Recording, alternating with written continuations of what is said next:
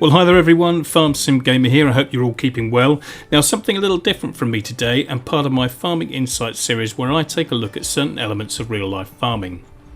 So today we're going to take a look at game bird cover crops, what they are, why they're used, when planted, and so stay tuned and I'll give you a little insight into what they're all about.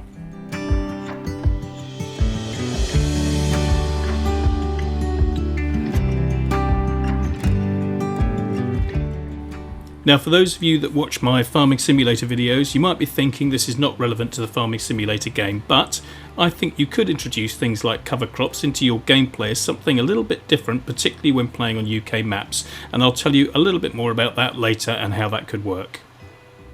So back to the real life bits. If you've ever been out in the UK countryside and seen small strips of corn or maize running along the side of field headlands or adjacent to wooded areas and wondered what those small strips of maize are, well, they're specifically planted as a cover crop for game birds like pheasant and partridge. Now, they're quite a common sight in the UK and I'm guessing in other European countries as well, and these strips of land are often rented by local gamekeepers to plant maize or other crops that help provide cover, warmth, shelter and feed for game birds over the colder autumn and winter months.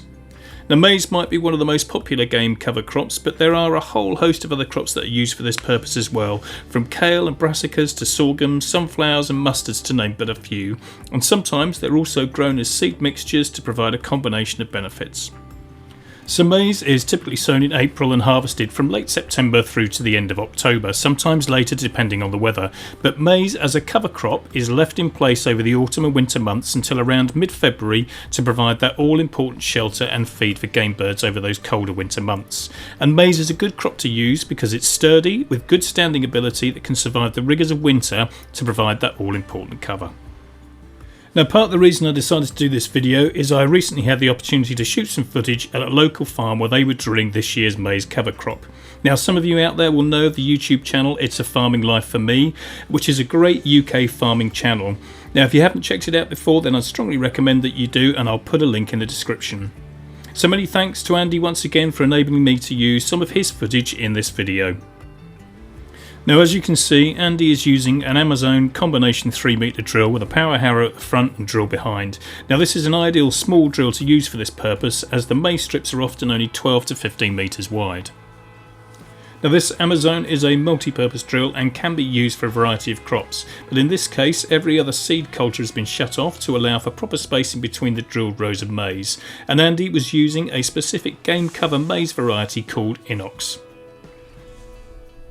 Now, in total there was about 4 hectares to drill alongside different field headlands and woods, and prior to drilling the ground had either been cultivated with an Amazon Sayers combination cultivator or ploughed when the ground was too wet. Now, although you might think this is only a cover crop for game birds, like any crop, proper management is important for the crop to reach its full potential. So good seedbed preparation and the application of both fertilisers and herbicides are still important to ensure good crop establishment, growth and keep weed pressure down, particularly as game birds like a clear area under the canopy, so keeping weeds at bay is essential. So these cover crops are never harvested, and once the winter is past, what is left of the crop needs cutting back in preparation for cultivation and re-drilling for the following year. Now, in this case, Andy was using a front-mounted Teagle Topper to cut back the maize stalks, and this was done in mid-February this year, and they'd left for around about 6 to 8 weeks before it was cultivated or ploughed. Now, we've had a pretty cold and wet April this year, so drilling has been slightly later than normal, about a week or so ago in early May, and the weather's been quite a contrast to the very warm and dry spring that we had in 2020. So there we go, a little insight into what these game cover crops are all about, which I hope you found both interesting and enjoyable. Now, for those of you that do play on Farming Simulator, and as I mentioned before, something a little bit different and to add another element of realism into your game, then you could plant some strips of cover crops into your field borders, particularly if you're running seasons. Now, you're right in thinking that you'll probably lose a little bit of harvest income as a result of this, but in the real world the land for these strips would normally be rented from the farm, so you could derive some income from them by perhaps paying yourself a daily amount of rent to replace that lost harvest income. Now, if you're on PC, that's fairly easily done using the Easy Development Controls mod, and perhaps you could pay yourself a notional amount of say £25 or £50 per strip per day. Now if you're on console, that's a little bit harder to do. I think the only mod that I'm aware of is the government subsidy mod, which does pay out a reasonable sum of money on an hourly basis, but you could perhaps just put that in place for an hour to replace some lost income.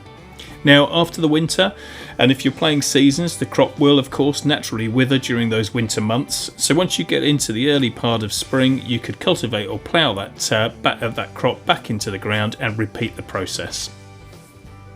So for those of you that like playing realistically, then this might be kind of something else that you could do, that you might enjoy, that would add a little bit more realism to your game. So that's it for this video, a fairly short video, but I hope you found it interesting and informative, and a little bit of kind of real farming mixed in with some of the farming simulator stuff as well. So thanks very much for watching. If you haven't already subscribed to the channel, then please do so, as it does help me grow the channel, and don't forget to turn on that notification bell and give the video a like. So take care, whatever you're doing, wherever you are, stay safe, and I will catch you on the farm next time. Bye for now.